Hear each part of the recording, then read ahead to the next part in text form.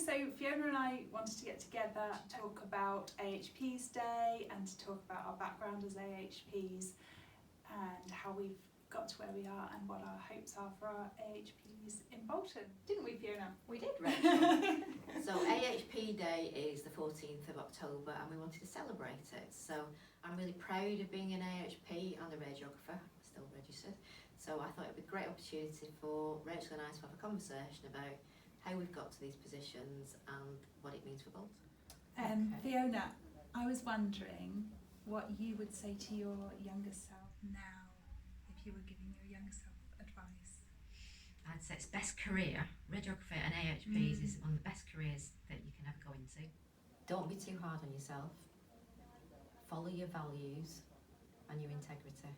And my values and integrity are what I've joined this organisation for, which is around supporting improvements in patient care and supporting our staff to do the very best jobs they can, whether they're an AHP or a nurse or a doctor or a domestic. Yeah.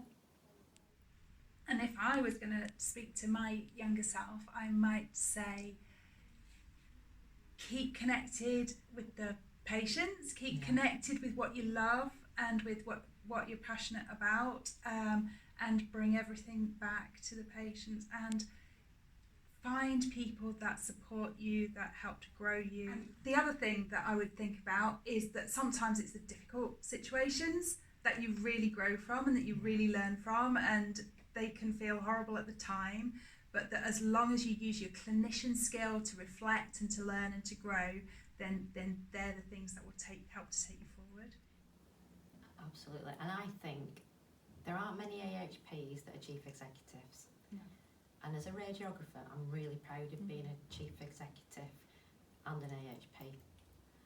I also think that because as an AHP, radiology is central to so many patient connections in the hospital and in the community, that it gives you a really broad understanding of how an organisation functions. Yeah.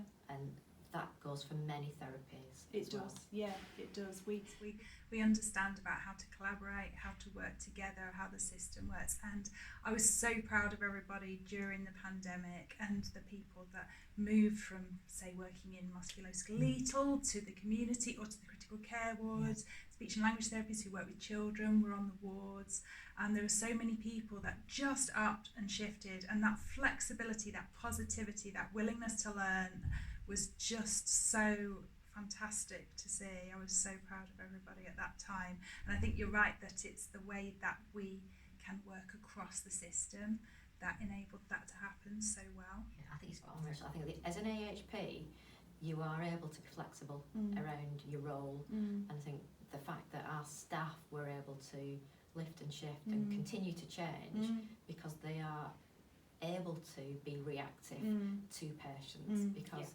they don't know what's coming through the door sometimes. That's so right, yeah. I think our therapy staff, our AHPs, are just a phenomenal workforce. They're a real credit to us, and it makes me really love doing this job. Makes me really proud to be an AHP.